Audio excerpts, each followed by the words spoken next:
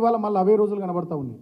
ఆనాడు చంద్రబాబు నాయుడు ముఖ్యమంత్రి ఉన్నటువంటి సందర్భంలో బోర్లలో నీళ్ళు ఎండకపోయినాయి, చెర్లలో నీళ్లు లేవు, చెక్ డ్యాంలలో నీళ్లు లేవు, వాగులలో నీళ్లు లేవు, మంచినీళ్ళు లేవు, అనేక రకాలైనటువంటి ఇబ్బందులు, పోలీసుల వేధింపులు, కక్ష సాధింపు చర్యలు, ఒక రకమైనటువంటి భయానక వాతావరణంలో దుర్భరమైనటువంటి పరిస్థితుల్లో ఉన్నటువంటి తెలంగాణను ఆనాడు చంద్రబాబు నాయుడు ముఖ్యమంత్రి ఉన్నప్పుడు 2004 ముందు మనం చూసినాం. మళ్ళీ వాళ్ళ చంద్రబాబు నాయుడు శిష్యుడు రేవంత్ రెడ్డి ముఖ్యమంత్రి ఉన్నటువంటి ఈ సందర్భంలో కూడా మళ్ళీ తెలంగాణలో అటువంటి పరిస్థితులే వచ్చినాయి.